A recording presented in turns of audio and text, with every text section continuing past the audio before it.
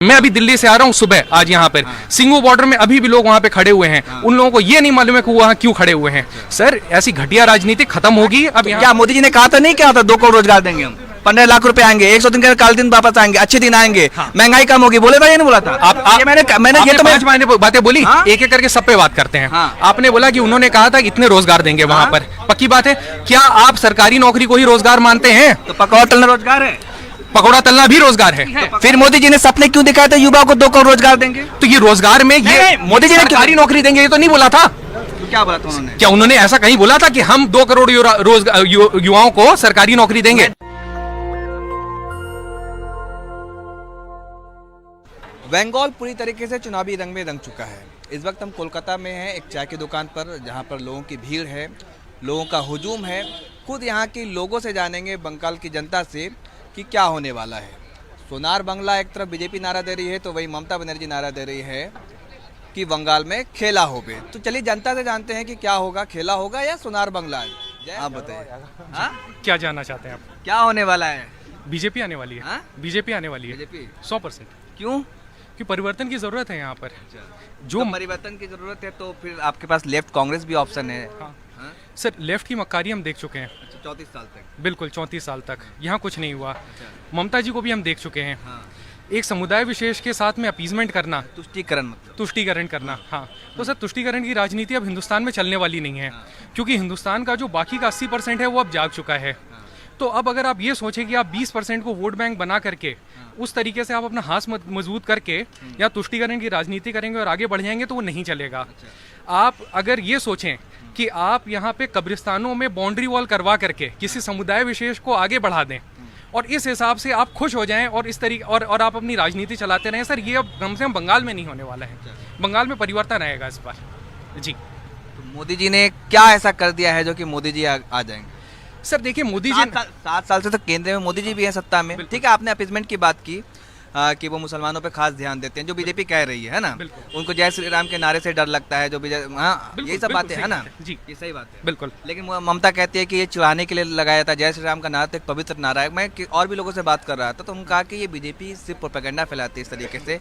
उनके पास देखिए, मतलब लोग ये कह रहे थे कि मुद्दे और पहला ऐसा चुनाव होगा बंगाल में का जो मूल मुद्दे से हट करके वो जय श्री राम, हिंदू मुसलमान, मस्जिद, इसी सब पर होगा चुनाव। देखिए आपने बहुत सारे सवाल कर दिए, तो मैं कोशिश करूंगा कि आपने जो अभी 3 मुद्दे उठाए, तीनों पे मैं आपको जवाब दूं।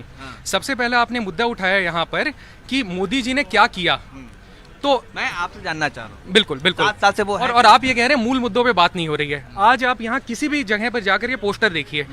पहले आज तक ममता जी भी जब यहाँ पे अपने आप को प्रोजेक्ट करती थी तो ये करती थी बंगाल यहाँ और देश यहाँ, इस तरीके से।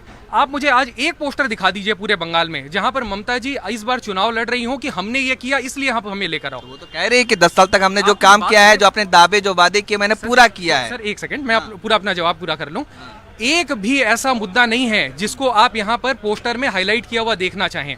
सिर्फ बंगाल में इस बार ये बोला जा रहा है खेला होबे। अब वो खेला तो किसके साथ होगा वो देखेंगे। और दूसरी बात यहाँ पे ये बोला जा रहा है कि बंगाल को चाहिए उनकी बेटी, यानी कि यहाँ पे क्षेत्रवाद सामने लाया जा रहा है। तो आप क्षेत्रवाद और इसको अगर आप हटा दें तो इस बार ममता जी के पास में कुछ भी नहीं है दिखाने के लिए। दूसरी बात आपने ये कहा कि मोदी जी ने क्या किया और यहाँ प्रोपेगेंडा फैलाया गया। सर प्रोपेगेंडा तो आज के टाइम पे मीडिया फैला रही है। पूरी बात अगर मैं आपके सामने यहाँ करूँ, आज एक पत्रकार का काम ये होना चाहिए कि हम फैक्ट को पहले लेकर आए और बाद में ओपिनियन को लेकर आए। टीवी में आप किसी को भी सामने कर लीजिए, वो पहले अपना ओपिनियन रखेंगे, बाद में फैक्ट लेकर आएंगे। बताइए मैं अपना बात पूरी करूं। आपका ही चैनल लीजिए, रवीश जी ने फीता काटा यहाँ करके। आज तक आप मेरे को एक डिबेट दिखाइए जहां पर वो पहले फैक्ट की बात करें और बाद में ओपिनियन की बात करें। सिर्फ और सिर्फ मक्कारी फैलाई गई यहाँ पे, और मक्कारी भी इस तरीके से सीआईए और एनआरसी का विरोध किया। एक ढंग का पॉइंट उसने नहीं दिया कि सीएए और एनआरसी के खिलाफ, किसान आंदोलन के खिलाफ। मैं अभी दिल्ली से आ रहा हूँ सुबह आज यहाँ पर सिंगू बॉर्डर में अभी भी लोग वहाँ पे खड़े हुए हैं। उन लोगों को ये नहीं मालूम है कि वहाँ क्यों खड़े हुए हैं। सर ऐसी घटिया राजनीति खत्म होगी अब यहाँ पर और परिवर्तन आएगा। और बंगाल वाले होगा, रहने वाले कहाँ? कलकत्ता के हैं, यहीं के जहाँ आप खड़े हैं वहीं के रहने वाले जी। तो आप क्या कह रहे थे कि ये चैनल जो, अच्छा अभी तक मीडिया किसके पक्ष में दिखाती है? सर मीडिया पूरी तरीके से पोलराइज हो रखी है। कौन सी मीडिया? आप किसी भी मीडिया को ले लीजिए, आप प्रिंट को ले लीजिए, आप उसके ओपी को ले लीजिए, आप किसी भी ऑनलाइन या फिर पोर्टल को या चैनल्स को ले लीजिए। अच्छा, तो ये पहले मेन स्ट्रीम मीडिया की बात कीजिए आप। हाँ। मेन स्ट्रीम मीडिया में कौन सा लगता है कि आपको जो मोदी जी से उसी तरीके से सवाल डट करके निष्पक्ष होकर निडर होकर पूछता है? आप मुझे चैनल का नाम बताइए बस। नहीं, आप बता रहे हैं ना कि आप कौन सा हम टिप्पणी कर देंगे। कौन सा, नहीं मैं क्यों नाम लूं, आप बताइए ना कि कौन सा ऐसा चैनल है जो कि निडर होकर बेधड़क मोदी जी से सवाल पूछने की हिम्मत करता है? अगर निडरता की निष्पक्ष जो आप बात कह रहे हैं और आप जो निडरता की बात कर रहे हैं, मैं आपको ये बात जरूर बोल सकता हूं कि कौन सा चैनल यहाँ पे तोड़ मरोड़ करके फैक्ट को गलत दिखा करके लोगों को बरगलाने की बात करता है। कौन सा चैनल है? एनडीटीवी है। एनडीटीवी है, एनडीटीवी जैसे तमाम ऐसे चैनल हैं। अच्छा, एनडीटीवी। अच्छा, जहां तक आप ये बात कर रहे हैं, अब आप जैसे एक चीज देखिए, आप वायोम को देखिए आज के टाइम पे। नहीं, आपने एनडीटीवी का बात किया तो मैं एनडीटीवी के बारे में बताऊं। एनडीटीवी के फैसले को, एनडीटीवी का जो रिपोर्टिंग था उसके आधार पर दिल्ली दंगे पर 3 लोगों को जमानत दी गई। उसके आधार पर आप बता दीजिए कोई भी ऐसा चैनल हो। नहीं, एक सेकंड सुनिए। हमारे देश का जो न्यायिक प्रक्रिया है उसमें ये कहा गया है कि 100 गुनहगार छूट जरूर जाए लेकिन कोई एक बेगुनाह फंसना नहीं चाहिए। सुनिएगा मेरी बात। 3 लोग जो 1 साल से जेल में बंद थे, उन तीनों को रवीश कुमार की रिपोर्ट के आधार पर जज साहब ने बेल दिया। आप कोई एक चैनल का नाम बता दीजिए जिसके आधार पर बेल मिला हो, किसी बेगुनाह को छोड़ा गया। बताते हैं, हम आपको बताते हैं। जी टीवी के आधार पर जो जी न्यूज के आधार पर जो उनकी रिपोर्टिंग थी उसके आधार पर जो गलत तरीके से यूपी में बैठे हुए 2 स्टूडेंट्स को जेल भेज दिया गया, वहां कठुआ के रेप कांड में उनको छूट मिली। जो वहां एटीएम पे यहाँ पे जब इन्वेस्टिगेशन एजेंसी को भी तो वो तो दिखाया था कि 2000 के नोट में चिप भी है। पूरी बात कहता हूँ मैं आपको, ठीक है। वहां पे वो उन्होंने ये कहा था कि ऐसी अफवाह फैलाई जा रही है। 2000 रुपए के करेंसी नोट को बनाने के लिए state of the art nano technology का इस्तेमाल होगा। ये एक नई बात होगी। 2000 रुपए के हर एक नोट पर NGC यानी नैनो GPS चिप लगा हुआ होगा। और बिल्कुल गलत बात, वो अफवाह फैलाई जा रही है। और बिल्कुल गलत। देखिए, आप अगर मुद्दे पे अगर हॉप करेंगे तो आप हॉप कर सकते हैं कहीं पर भी। मुद्दे पे नहीं, पॉइंट टू पॉइंट अगर बात करें, पॉइंट मैं बात कर रहा हूँ कि उन्होंने, आपने ये क्या पूछा, रवीश कुमार ने 3 को बेल दिला दी, बाकी ने किसको दिला दे दी। मैं आपको एक पॉइंट बता रहा हूं, आप जाकर के चेक कीजिए, फैक्ट चेक कीजिए कि क्या जी न्यूज की रिपोर्टिंग की वजह से कठुआ कांड में जो स्टूडेंट यूपी में पढ़ाई कर रहे थे और उनको गलत तरीके से फंसाया गया था और वो जेल गए थे, उनको छुड़ाया गया या नहीं छुड़ाया गया। सिलेक्टिव रिपोर्टिंग किस लिए? ठीक है, आपने क्या, लेकिन क्या आप आप एक ऐसा दिन नहीं होता है जब हिंदुस्तान में भोली भाली जनता को बरगलाया न जाता हो इन चैनल की वजह से। क्यों? क्योंकि मार्क्सवादियों ने उनको पढ़ा रखा है इस तरीके से, इसलिए।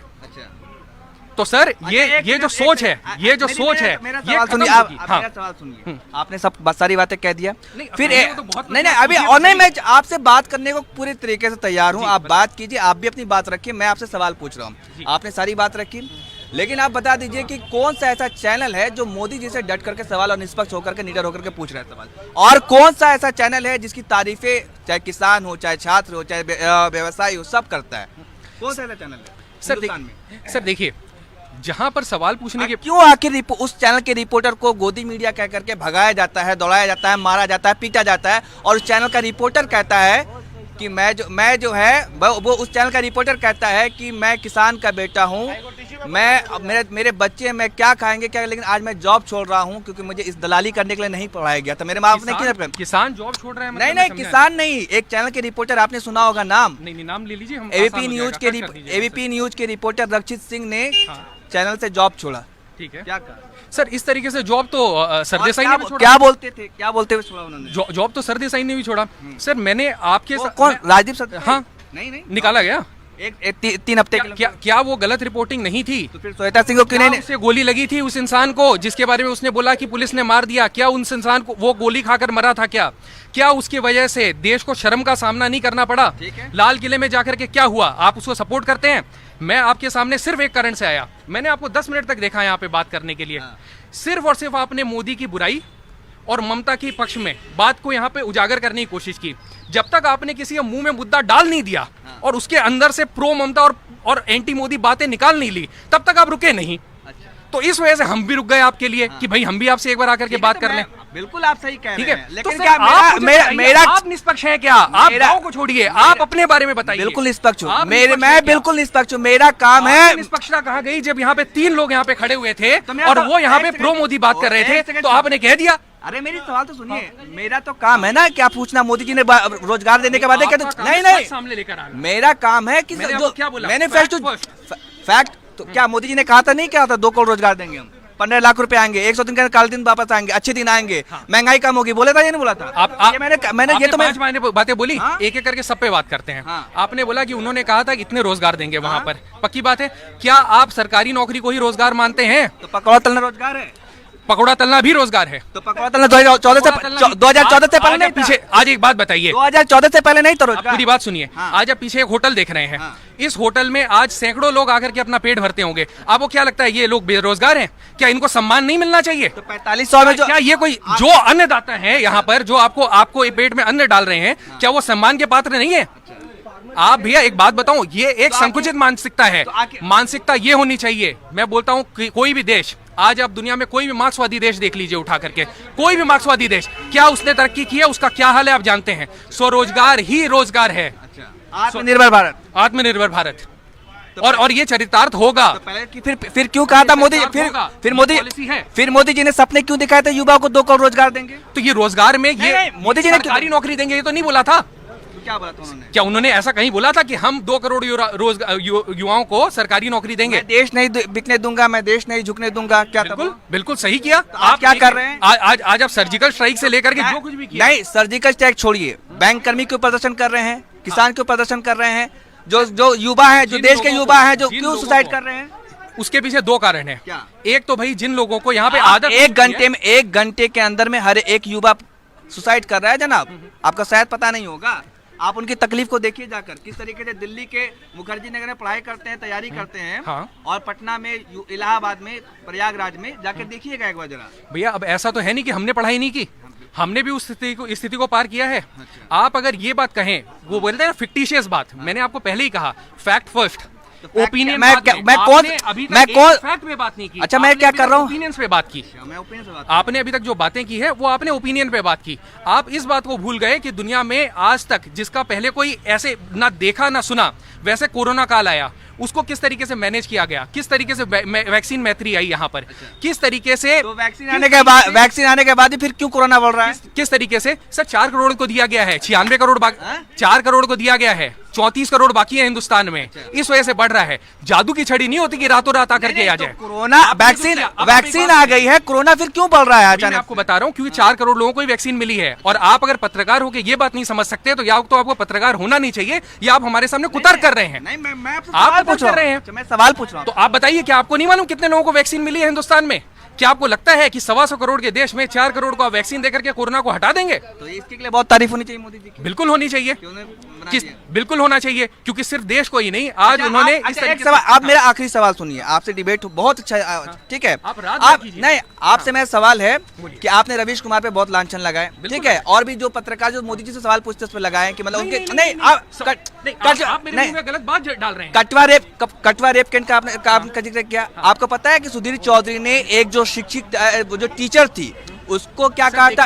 मेरा पहले सवाल बात मत कीजिए, स्पेसिफिक ना, एक टीचर थी उसको बता दिया था कि ये लड़की सप्लायर है, ये सेक्स स्कैंडल चलाती है, और वो मरते मरते बची थी रवि, और ये वही सुधीर चौधरी क्या पकड़ाया था? आपको देखा था ना वो स्टिंग। ये बात जो है ये आप सुधीर चौधरी से आके कीजिए। तो आप जिस आदमी से बात कर रहे हैं आप उससे तो वो बात कीजिए जो कि धरातल की बात हो। आपने एक बार भी जी न्यूज का नाम नहीं लिया, आपने एपी न्यूज का नाम नहीं लिया, आज तक का नहीं लिया, रिपब्लिक भारत का नाम नहीं लिया। सर यहाँ तक कि आज तक को तो आप बायस नहीं कह सकते, क्योंकि वो तो सवाल भी उठा, वो तो हर तरीके के सवाल करते हैं यहाँ पे। हाँ, मैं आपसे ये कहना चाहता हूँ कि कुतर्क नहीं होना चाहिए यहाँ पे, फैक्ट पे बात होनी चाहिए यहाँ जिस तरीके से, ठीक है। और जहां तक आप ममता के बारे में कह रहे हैं, तब से आपने बोला कि इसने क्या किया, इसने क्या किया। ममता ने ऐसा क्या किया?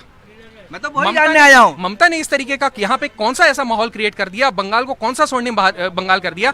आज मैं सुबह सियालदा से यहाँ पे आया, शर्म आती है मेरे को वहां पर देख करके बिग बैन की एक घटिया सी कॉपी लगा दी गई। किस वजह से? सड़क के बीच में। आप सब छोड़िए, आप ये कह रहे हैं कि नहीं, पहले मेरी बात छोड़िए, आप पहली बात छोड़िए। लंदन बन गया, आप मेरे लंदन बन गया बिग बैन, वो बिल्कुल बात सही है। आप जो कह रहे हैं, अभी देखिए, अभी जो है एक एडवर्टाइजमेंट आया पेपर में, अखबार में, न्यूज़पेपर में, एक सेकंड भाई, एक अखबार में एक एडवर्टाइजमेंट आता है मोदी, उसमें क्या लिखा होता है, प्रधानमंत्री आवास योजना के तहत इस महिला का घर बनाया गया, लेकिन वो महिला क्या कह रही है कि मैं तो किराए पे रहती हूँ। आप लक्ष्मी नाम है सर। देखिए मैं आपसे, वो किराए पे घर पे रहती है और प्रधानमंत्री ने उसका फोटो लगा दिया। ऐसे ही एक किसान का ही फोटो लगाया था, किसान खुशहाल है। एक प्रधानमंत्री चीजों को माइक्रो मैनेज नहीं करते। आप पहले तो इस बात को सुनिए। आप छोटी छोटी बातों को लेकर के ये कैसे छोटी बात है, इतना बड़ा बात कि प्रधानमंत्री जी के साथ में आपका मान लीजिए मेरा फोटो लगा हो और ये कहा गया कि मैंने प्रधानमंत्री की फोटो मुकेश अंबानी ने जियो के दिन ऐड के तौर पे पहले दिन वहां पे कनेक्टिंग इंडिया कुछ इस जो पॉलिसी थी उसको प्रमोट करने के लिए मैं बंगाल चुनाव पे बात कर रहा हूँ कि एक महिला की तस्वीर एक अखबार पे लगी होती है और ये कहा जाता है कि प्रधानमंत्री, बार नहीं देखा आपका मैं दिखा दूंगा, मैंने वो अखबार मैं दिखा देता हूँ, कोई बात नहीं, मैं दिखा दूँ। और ना ही मैं उस फैक्ट चेक के बारे में जानना चाहता हूँ। मैं आपको वो महिला खुद आके कह रही है कि प्रधानमंत्री योजना के तहत मुझे घर नहीं मिला, मैं किराए पे रहती हूँ, मैं भाड़ा भरती हूँ। ये घर आपका है? नहीं, ये घर मेरा नहीं है। घर रहने से हमें झोपड़ी में रहेंगे, आप ही लोग देखिए। ये घर परीक्षा एक बार घर दिखा दीजिए ऑडियंसेस को। तो ये घर इनका है। ये तो भाड़े का घर है मैडम, 500 रुपया का भाड़ा चलते हैं। आप बंगाल के लिए, अगर आप बंगाल को लेकर स्पेसिफिक अगर बात करना चाहते हैं, आप एक बात बताइए, एक देश एक राशन कार्ड को लेकर के पॉलिसी आई, ममता ने उसे क्यों इम्प्लीमेंट नहीं किया? वन नेशन वन, ठीक है चलिए, one nation one nation one tax, ठीक है, वन इलेक्शन बोला जाता है। तो फिर पेट्रोल आपको पॉइंट छोड़ के भाग रहे हैं। आप मुझे एक बात बताइए कि जब ने नहीं किया तो गलत क्या होगा अगर उसने नहीं किया तो इतनी देर जो अभी आपने 15-20 मिनट मुझसे बात की और इतनी देर बात की बाकी ये तो बंगाल की ऐसा मतलब क्यों ममता की आप क्यों सामने नहीं आती है? यहाँ पे क्यों जा रहे हैं कि वो जो महिला थी उसका फोटो लगा दिया गया, उस पे आप क्या कहेंगे? सर देखिए, आपको उसके बारे में पता नहीं, अगर ऐसा हुआ है तो वो गलत हुआ है। अगर ऐसा हुआ है तो वो गलत हुआ है। अगर ऐसा हुआ है तो वो गलत हुआ है। मानते हैं कि बीजेपी की आईटी सेल इस तरीके से काम करती है। जिस अगर ऐसा हुआ है तो वो पहली बात है, वो गलत हुआ है। जिसने भी वो काम किया है वो गलत किया है। किसान का भी एक तस्वीर लगा दिया गया था, बोला था किसान खुशहाल, लेकिन वो किसान बोला कि मैं तो प्रदर्शन में बैठा हूँ। भैया देखिए क्या होता है ना कि किसान को तो पूरे हिंदुस्तान में सिर्फ पंजाब और हरियाणा के किसान को ही खुजली है, परेशानी तो उसी पश्चिमी उत्तर प्रदेश के किसान नहीं है। अच्छा, आपको पता है कि एमएसपी पे कितने किसानों को मिलता है खरीद?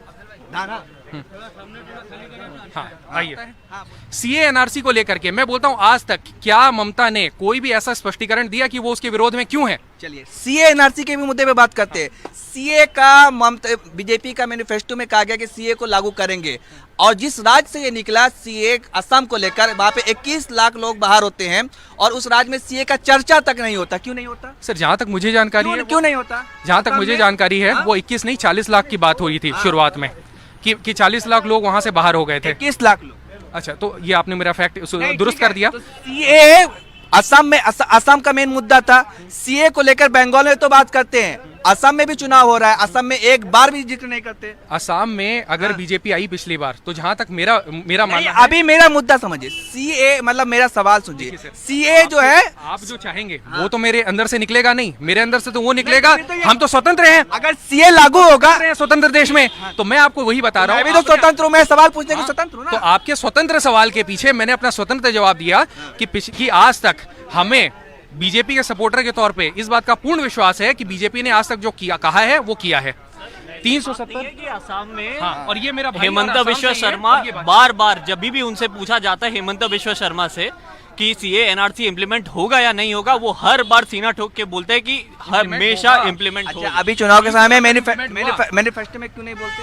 सर मैंने मैनिफेस्टो नहीं पढ़ा, साफ सीधा बात बता रहा हूँ। मैंने हेमंत बिश्व शर्मा फेस वैल्यू में हर इंटरव्यू में उनसे सेम सवाल पूछा जाता है, नाराज थे और एकदम आप फैक्ट चेक करिए, तब आप गलत बोल रहे हो। मैंने उनका ठीक है, आप एक असम के लड़के से असम में रहता हूँ, मैं वहाँ का वोटर हूँ, मैं वोट देने जाऊंगा भी। कितने लाख लोग वहाँ से सीए के में बाहर हुए थे एनआरसी, जो बताओ? 30 से 31 लाख का नंबर था। 21 लाख का नंबर था। हाँ हाँ सही बात है। ठीक है। हाँ, तो ये बताइए कि सीए का जिक्र असम में नहीं है, जहाँ पे सबसे असम में है सर। आपको असम जाने की जरूरत है। मैं असम, मेरी टीम है, मैं काम कर रहा हूँ। मैं असम का निवासी हूँ सर। अच्छा, मूलभूत निवासी हूँ मैं असम का। यहाँ पे बीजेपी मैनिफेस्टो में डालती है कि सीए लागू करेंगे, ठीक है, जब सीए लागू होगा तो पूरे हिंदुस्तान में लागू होगा, पूरे भारत में लागू होना बाकी है क्या असम में? अभी आपने कहा लिस्ट में इतने लाखों लोगों का नाम आ गया। एनआरसी सर एनआरसी का तो ड्राफ्ट ही नहीं आया सर, आप एनआरसी का कहाँ बात कर रहे हो सर? बात सुनिए तो, वो सीए के तहत जो लोग नहीं आएंगे उसको वापस भेजा, जो नागरिकता संशोधन एनआरसी का ड्राफ्ट आया है, आपको पता है ऐसा कुछ? तो मेरे को भी बता दीजिए। एनआरसी का कोई देखिए ड्राफ्ट बात नहीं आया। मैं आप ठीक है, चलिए आप लोग का बहुत बहुत शुक्रिया। नेशनल दस्तक की आपसे गुजारिश है कि अगर इसको बचाना चाहते हैं तो नेशनल दस्तक को सब्सक्राइब करने के लिए रेड कलर के सब्सक्राइब बटन को दबाएं, फिर बेल आइकन की घंटी दबाएं। नेशनल दस्तक को बचाने के लिए बहुत जरूरी है कि हर खबर को शेयर करें, लाइक करें, कमेंट जरूर करें।